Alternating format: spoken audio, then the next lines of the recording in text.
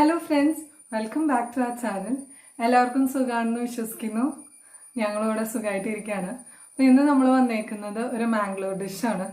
ഇവിടുത്തെ ഒരു famous chicken കറിയാണ് ഇന്ന് നമ്മുടെ വീഡിയോയിൽ ഉൾപ്പെടുത്തിയിരിക്കുന്നത്. അപ്പോൾ ഈ ഡിഷിൻ്റെ പേരാണ് ചിക്കൻ പുളിമൂഞ്ചി. ചിക്കൻ പുളിമൂഞ്ചി, ആ പുളിമൂഞ്ചി എന്ന വാക്കിൻ്റെ അർത്ഥം പുളിയും മുളകും ചേർന്ന ഒരു ചിക്കൻ കറിയാണ്. അപ്പോൾ ഇത് ഇവിടുത്തെ ഒരു ഫേമസ് ഡിഷാണ്. നമ്മളിവിടുത്തെ ഏത് റെസ്റ്റോറൻറ്റിലും കയറിയാലും ഈ ഒരു ഡിഷ് അവരുടെ മെനുവിലുണ്ടാവും. അപ്പോൾ ഇതൊരു ഒത്തൻറ്റിക്കും ട്രഡീഷണൽ റെസിപ്പിയാണ്. അവർ കാലങ്ങളായിട്ട് കൈമാറി വരുന്ന ഒരു റെസിപ്പിയാണ്.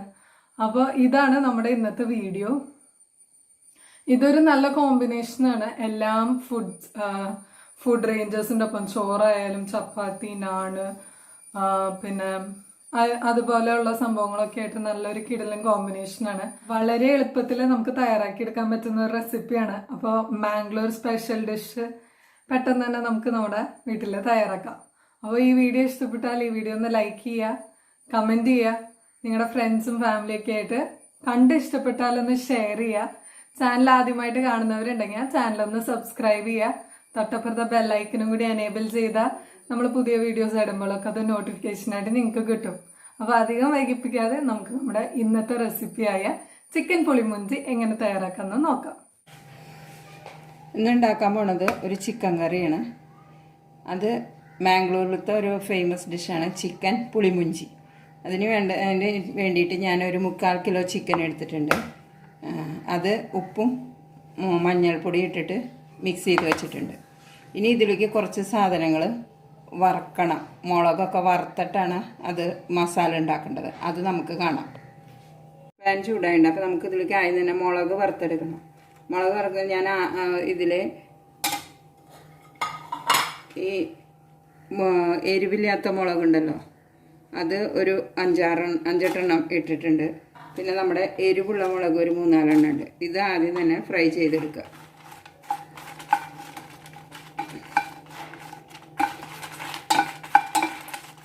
എണ്ണയൊന്നും ഒഴിക്കണ്ട കേട്ടോ, വെറുതെ ഡ്രൈ റോസ്റ്റ് ചെയ്താൽ മതി. അപ്പോൾ മുളക് നന്നായി റോസ്റ്റ് ആയിട്ടാണ്. അപ്പോൾ അത് എടുക്കുകയാണ്. ഇനി നമുക്കൊരു 1/4 സ്പൂൺ കുരുമുളക്, മുഴുവൻ കുരുമുളക്, ഒരു 2 സ്പൂണോളം മുഴുവൻ മല്ലി, പിന്നെ ജീരകം ഇഷ്ടമുണ്ടെങ്കിൽ ചേർത്താൽ മതി. അതൊരു 1/4 സ്പൂൺ ജീരകം. പിന്നെ നിങ്ങളുടെ കയ്യിൽ മുഴുവൻ ഉലുവ ഉണ്ടെങ്കിൽ അത് ഒരു 10 മണി ഇതിലിട്ട് കൊടുക്കാം കേട്ടോ. എൻ്റെ കയ്യിൽ മുഴുവൻ ഉലുവയില്ല, പൊടിയാണുള്ളത്. അതപ്പോൾ ഞാൻ അരക്കണ നേരത്തെ അത് ഇട്ട് കൊടുക്കാമെന്ന് വിചാരിച്ചിട്ടാണ്. പിന്നെ ഒരു 3-4 അല്ലി വെളുത്തുള്ളി, പിന്നെ നമ്മുടെ പട്ട ഒരു ചെറിയ പീസ്, ഒരു ഇത് തക്കോലം, ഒരു 4 ഇതും കരയാമ്പൂവും ചേർക്കുക അതിൻ്റെ കൂടെ. എന്നിട്ട് നന്നായി അത് ഡ്രൈ റോസ്റ്റ് ചെയ്യുക.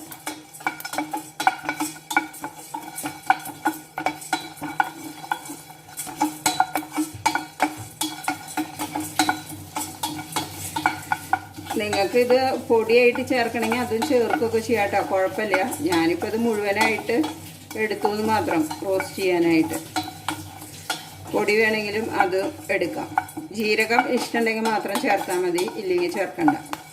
ഇതൊന്ന് നന്നായി ഡ്രൈ റോസ്റ്റ് ചെയ്ത് വന്നതിന് ശേഷം ഇത് നന്നായി മിക്സിയിൽ അരച്ചെടുക്കും. ഇത് അരക്കണതിൻ്റെ കൂടെ നമ്മൾ ഇത്ര പോകുന്ന ഒരു ചെറിയ നെല്ലിക്കയുടെ വലിപ്പത്തിലുള്ള പുളിയും കൂടി ചേർത്തിട്ട് വേണം ഇത് അരയ്ക്കാനായിട്ട്. അതാണ് ഈ കറിയുടെ ഒരു പ്രത്യേകത.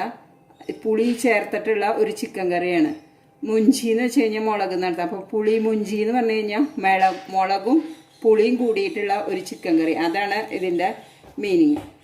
ഒന്ന് ചൂടാറി കഴിഞ്ഞിട്ട് ഒന്നിച്ചിട്ടിട്ട് അരച്ചെടുക്കാം. നമുക്ക് കറി റെഡിയാക്കാൻ തുടങ്ങാം കേട്ടോ. അപ്പോൾ പാൻ അടുപ്പത്ത് വെച്ചു 2 സ്പൂൺ വെളിച്ചെണ്ണ ഇതിലേക്ക് ഒഴിച്ചു കൊടുക്കുക. വെളിച്ചെണ്ണ ചൂടാവുമ്പോൾ നമുക്കിതിലേക്ക് ഒരു 4 അല്ലി വെളുത്തുള്ളിയും ഒരു ചെറിയ കഷ്ണം ഇഞ്ചിയും കൂടി കൊത്തിയരിഞ്ഞത് ഇട്ട് കൊടുക്കാം ഫസ്റ്റ്.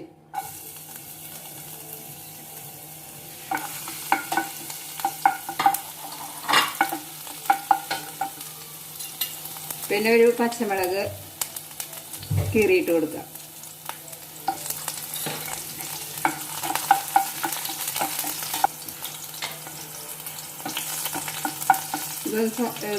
വഴന്ന് വരുമ്പോൾ നമുക്ക് ഒരു സവോള സ്ലൈസ് ചെയ്ത് ഇട്ട് കൊടുക്കാം.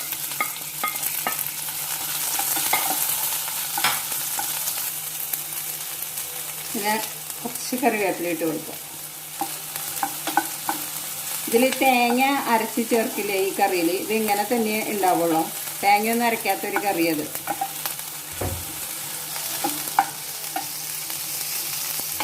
ഇനി ഇത് നന്നായി ഒന്ന് വഴറ്റുക. ഇതിലേക്ക് ആവശ്യമുള്ള ഇത്തിരി ഉപ്പിട്ട് കൊടുക്കുക. നമ്മൾ ഇറച്ചിയിൽ ആദ്യമേ തന്നെ ഉപ്പ് ഇട്ടിട്ടുള്ള കാരണം കുറച്ചിട്ട് കൊടുത്താൽ മതി.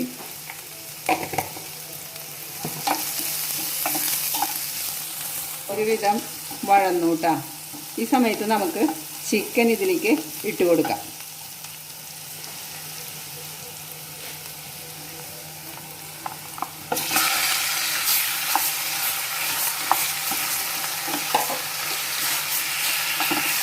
ചിക്കൻ ഇട്ട് കൊടുത്ത് നന്നായി മിക്സ് ചെയ്യാം. നന്നായി മിക്സ് ചെയ്ത് ഇത് നമ്മൾ അടച്ച് വയ്ക്കുക.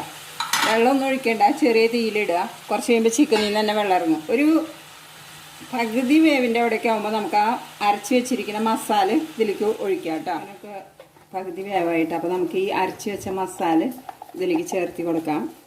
മുളകിൻ്റെ കളർ കണ്ടിട്ട് നിങ്ങൾ പേടിക്കണ്ട, അത് എരിവില്ലാത്ത ചില്ലി കേട്ടോ, അതാണ് അതിനാ കളറ്. നന്നായി മിക്സ് ചെയ്യുക. ഈ ജാറ് കഴുകി കുറച്ച് വെള്ളം കൂടി ഇതിൽ ഒഴിക്കണം. നന്നായി മിക്സ് ചെയ്ത് ഇനി നമുക്ക് ജാറ് ഒന്ന് കഴുകിയ വെള്ളം ഇതിലേക്ക് ഒഴിച്ചു കൊടുക്കാം കേട്ടോ. ഇനി നന്നായി ഒന്നും കൂടി മിക്സ് ചെയ്തിട്ട് നമുക്കിത് ഈ മുളകിൻ്റെയൊക്കെ ഫ്രൈ ചെയ്തതാണെങ്കിലും ഇതിൻ്റെയൊക്കെ ഒരു പച്ചമണം മാറണ വരയ്ക്ക് ഇത് നന്നായി നമുക്ക് ഇത് തിളയ്ക്കാൻ വിടാം.